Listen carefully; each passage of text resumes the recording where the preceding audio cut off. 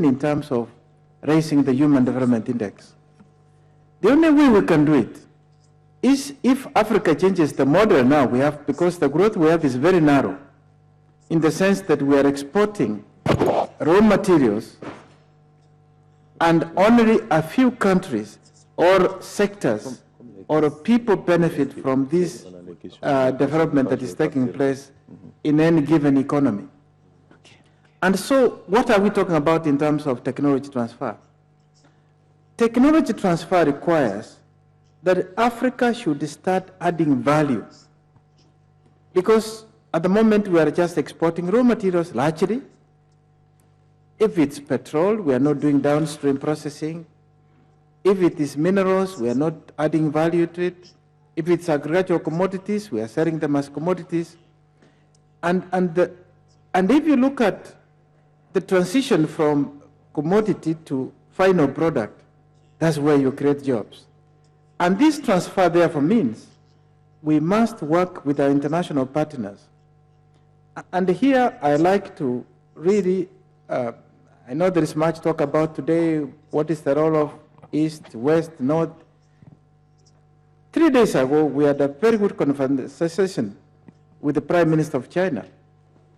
He came and said, well, China is a developing country, but we want to transfer technology to Africa, that which we have. And then he said, we are ready to start working on these fast trains. And they said, we can put on the table the transfer of technology, set up research and development centers in Africa, and the whole aim should be to link all African capitals. If we embark on that project, can you imagine the spatial effect of it? First of all, it will bring about regional integration. It will bring about using our raw materials, because there will be iron and steel used and so forth. And this is the point we should make here. This question of you raised about sovereignty. Sometimes it comes as an excuse for us not to cooperate. Because, what the Prime Minister from Niger said, you can't have sovereignty if you don't have security. And I would extend that in answer to the question, what is African Union doing in this question of technology transfer? Many of the development challenges we have, whether it is converting crude oil into final products, the petroleum products, or iron ore, it is technology, because our markets are small. And integration is there at the center. And African Union is about integration, using regional economic communities. Because if we don't combine our markets, bring about economies of scale, bring about cost effectiveness, because if you are going to produce, somebody else is producing cheaper, nobody is going to support, whether it's at the national level, any product that is not cost effective.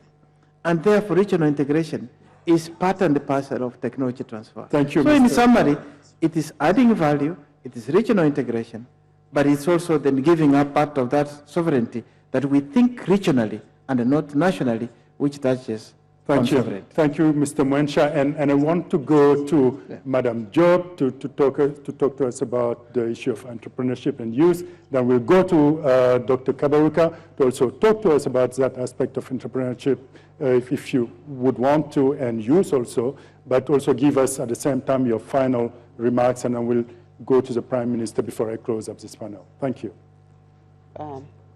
Let me just come back to the issue of women entrepreneur, but I always say women entrepreneur because this is where my heart is, even that we say that it's young boys and girls that need to be entrepreneur. But I link it also to the post-conflict reconstruction. Dr. Kaberuka have said they visited some country, Liberia, and they are looking into fragility. After the conflict, if we don't sustain the economy and provide jobs, but also entrepreneurship is very key in those countries. The boys, when they are disarmed, but also those who are in business before, because there are many entrepreneurs that when the war comes, they close their business, But when they finish the war or stability came back, they need to be back to business. And those are the people that we need to help, to support them, building their capacity. Mentoring program, we have talked about it. Access to technology, they need that. Access to finance, we always come back to that, to go and take credit to the bank, etc. You know, so those are things, an incentive from the government. So those are things that we need to make sure in even countries that are in conflict, the post-conflict reconstruction need that. The issue, the last one, again, I come back to the issue of agriculture because it's very important.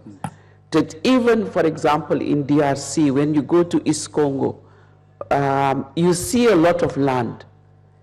And the women are there, but they need a lot of support. Those women, when you invest on them, and this I'm talking to the private sector in this room, I'm sure Dr. Kaberuka knows what I'm talking about because he's doing the development work there. But private sector, invest on those women to help them to build their cooperatives, to help them organize, to help them, because if you invest on them, you will get what we call, you know, fighting poverty, but also the food security for the family. They will invest in the children for education.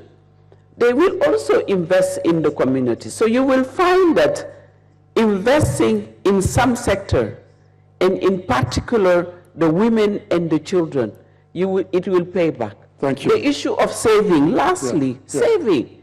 Because some of the banks are looking, women naturally saves. You know, we have this tendency to invest on what the family needs, but also savings. So we need to promote those savings by using, you know, by empowering the women in the rural areas. Thank you, Madam Diop. We started a little bit late, so we have just 3 minutes to go. But I really would love to hear from Dr. Kaberuka this issue of youth and entrepreneurship and how it relates to all this securing the future of this continent. Oh, it is at the heart of it. I agree with Bineta, absolutely. The young people are the biggest victims of these conflicts. Women are the major stabilizers in post-conflict situation. So give them means of livelihood, financial inclusion, and that is a very good path to stabilizing societies. Now let me say something about Somalia. Somaliland, or Somalia. I'm very concerned by some European banks who are trying to interfere with the transfers of migrant money to Somalia. Because if there has been anything which has acted to stabilize the grassroots level, to enable Somalia to function somewhat over these years, it was the migrant transfers from abroad to Somalia. And we should work together to ensure that these remittances continue to flow. So I look forward to work with you on this. But that, for me, is fundamental. Donors can give money, we can give money, but these are Somalis abroad transferring resources to their own families, to their communities. And I look forward to working with you on this issue. Finally, Amadou, 1 minute. In the last 7 years in the bank, we have run a program called the Fragile State Facility, $1 billion. Now, I've always thought carefully how best can we intervene in a country out of conflict. And I've concluded that the best way for us to be effective is to kickstart the basics of the economy, bring back electricity. Can you imagine you go to Monrovia after the war, there's no street lighting, there's no power anywhere, so no one can open a small kiosk, no small business can run. So we begin by bringing back the essentials, bring back water, electricity, rebuild the schools. That is how you rebuild societies.